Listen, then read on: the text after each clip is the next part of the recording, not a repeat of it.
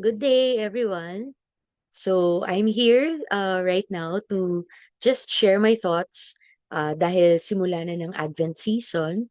And I just want to share with you some of the thoughts that I have regarding our Savior Jesus and how to welcome Jesus into our hearts.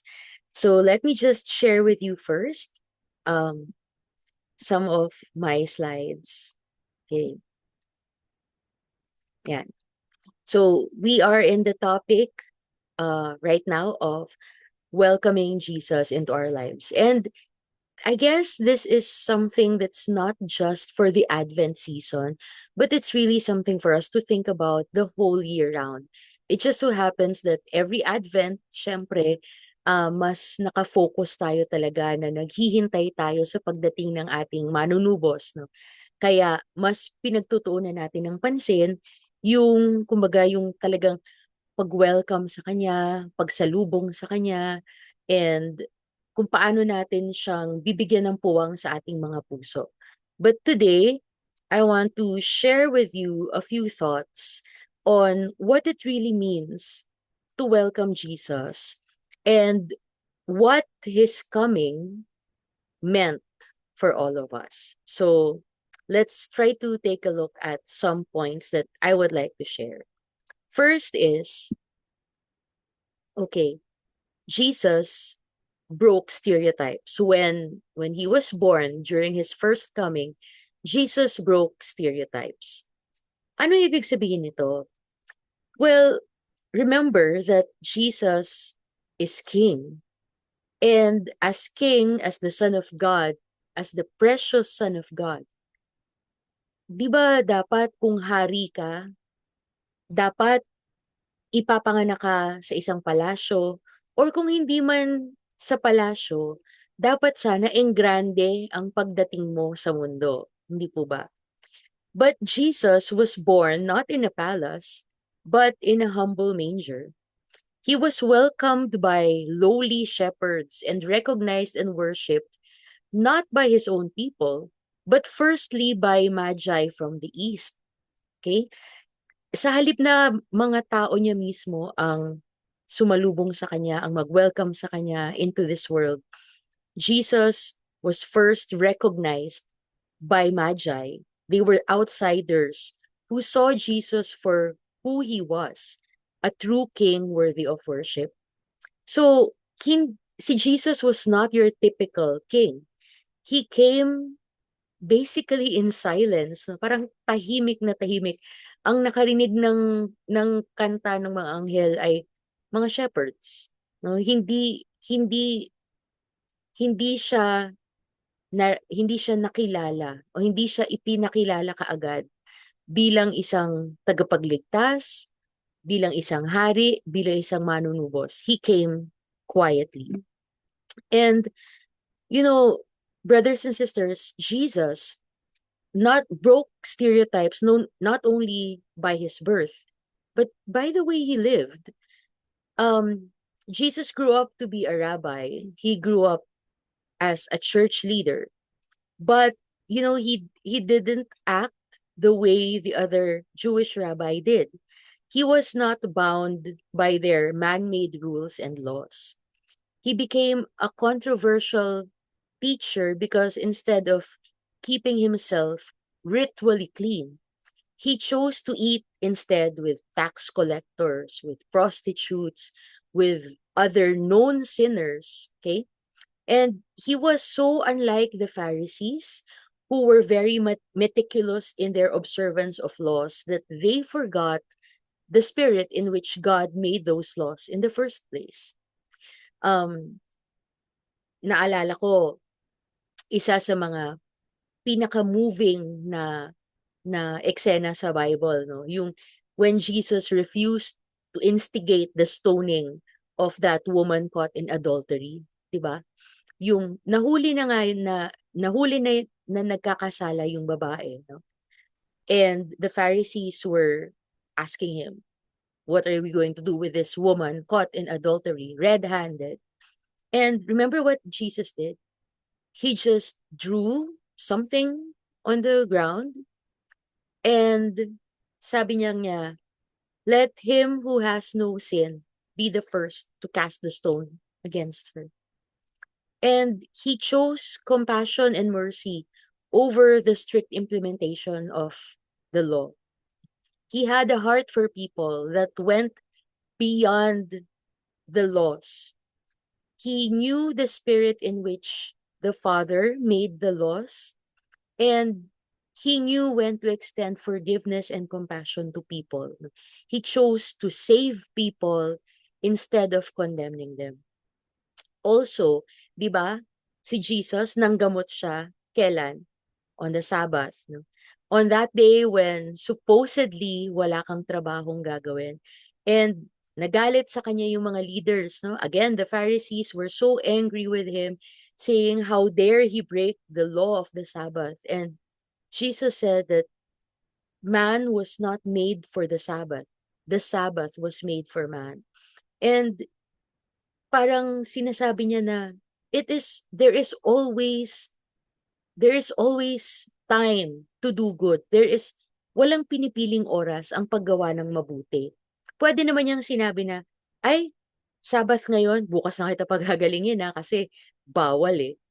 But no, what Jesus did was to heal the person at that particular time, even though it was Sabbath, to show the Pharisees that, hey, the Sabbath is, yes, it's a day for rest, but you added so many other external rules to make it more difficult for people to celebrate the spirit of this day. The Sabbath was made for man.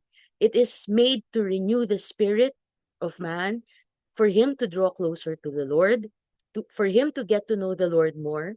And man is not supposed to be a slave to this ritual of Sabbath day. So, ayun 'no, hindi siya maintindihan ng mga Pharisees kasi kakaiba siya. He broke the stereotype. He was the type of teacher who was polarizing. Controversial siya kasi marami siyang mga pronouncements na hindi nila tanggap, na parang hindi pasok dun sa kultura na meron sila. Yung kultura na kailangan mahigpit mong ino-observe lahat ng mga idinagdag nilang mga rules and regulations, no? Na wala naman dun sa original law, pero dinagdag nila para mas maging pure o mas maging holy sila sa mata ng ibang tao. So, maybe we should reflect a bit. Let's reflect a bit on this first part. Jesus broke stereotypes. Maybe we should reflect, are we stereotyping people? Do we classify people according to, race, according to gender, according to whatever stereotypes or classifications we may have? And paano ba nating tinitignan yung mga tao na hindi kabilang sa grupo natin? Like, if they don't belong, kumbaga, they don't belong dun sa mga taong lagi nating kasama, how do we look at these people? Yeah. So maybe something for us to think about as we try and welcome Jesus into our hearts. Second point that I would like to share about the birth of Jesus is that Jesus favored the unfavored. In the way Jesus lived his life, it was clear that his mission was to draw near to the least in society. Yes, meron siyang mga kaibigan na mayayaman, may mga kaibigan siya na may kaya, na may mga posisyon. But being unfavored doesn't mean that you are poor, like financially poor. You could be unfavored just, by having a character that is not popular. Kung hindi popular yung kilos mo, kung hindi ka in sa crowd, then you could be one of the unfavored, you could be a rich person, like a tax collector, but you are unfavored because you're considered a sinner, right? And Jesus drew near to these people. He favored the sinners. He gave them favor. He not only gave them lip service or comforted them, but he actually fellowshiped with them. And mind this, he came to these people before they even repented or before they even changed. Do you remember that Zacchaeus, that short character in the Bible, who was so curious about Jesus that he had to climb that sycamore tree para lang makita niya si Jesus, no? Tinawag siya ni Jesus from the crowd. He said, Zacchaeus, Zacchaeus, di ba? And then he said, I will come to your house. This was before Zacchaeus even repented of his sins. This was before Zacchaeus declared that he will return everything that he stole from the people four times over. This was before that change. Jesus went and fellowshiped with this person before any conversion ever happened. He called Zacchaeus before he decided to live a transformed life. And also Jesus, when he was touched by the bleeding woman, 'di ba, sa custom nila, if a bleeding woman touches you, you are made unclean. Pero si Jesus, nung naramdaman niyang hinawakan siya nung babaeng dinudugo, hindi niya pinagalitan yung babae. Hindi niya sinabing, "How dare you touch me? I am a rabbi. I'm supposed to be clean all the time. How dare you defile me?" No, he did not consider himself unclean because of what the woman did. Instead, he declared her clean. Jesus also praised the widow who gave her last two mites to God. Now, he saw people as individuals and he met them where they were. Hindi niya sinabi dun sa nagbigay ng 2 kusing na, "Oy, sa susunod, dagdagan mo ng konti medyo magpayaman ka muna ng konti. Sana mas marami yung ibigay mo next time kasi 2 kusing lang yan eh." No, Jesus looked at the heart of the person. He did not expect people to become good or righteous or perfect or anything, no, before approaching them. Instead, Jesus transformed their lives because he noticed them and he spent time with it. So, when we talk about this Jesus whom we are welcoming into our lives, we have to remember that he favors certain people. He naturally draws close to certain people. Yes, Jesus is for everybody. He shares, he's willing to share his life with everyone. But close to his heart are the people who are hurting, those who are brokenhearted, those who are the least, the last, and the lost. So I'd like to ask you guys, for reflection. Para sa atin, sino ba yung mga unfavored? Who to us are the least, the last, and the lost? Sino yung mga yan para sa atin? Do we know any of them? Maybe in our circles, are there people who are lost? Are there people um who are really just in poverty? Maybe not financially but in spirit. Or maybe baka tayo mismo yun. Are we one of those people? And secondly, do these people make us feel uncomfortable? Like, parang ayoko yatang samahan siya, parang ayoko yatang makisalamuha sa kanya. Do we choose to ignore them? Or like Jesus, do we approach them? Ayan. So, something for us to think about. And lastly, my third point, talking about the first coming of Jesus is the third point. Jesus divides peoples. Like, what? What do you mean? What do you mean Jesus divides peoples? Well, you see, brothers and sisters, Jesus's life was, like I said, very controversial and polarizing because Jesus's life was lived entirely for the Father. He lived wholly for God. No, everything he did was for the glory of God the Father. He may have like bent the rules or even broke some of those man-made rules by the Pharisees. But Jesus never compromised when it came to God's word. He was he was super passionate about the word of God, about scripture. And he was single-minded when it comes to loving the Father and declaring his worship for God. He didn't mind being controversial. Wala siyang pakialam sa sasabihin ng mga tao kung paano siyang titignan, ano. But he knew that people talked about him.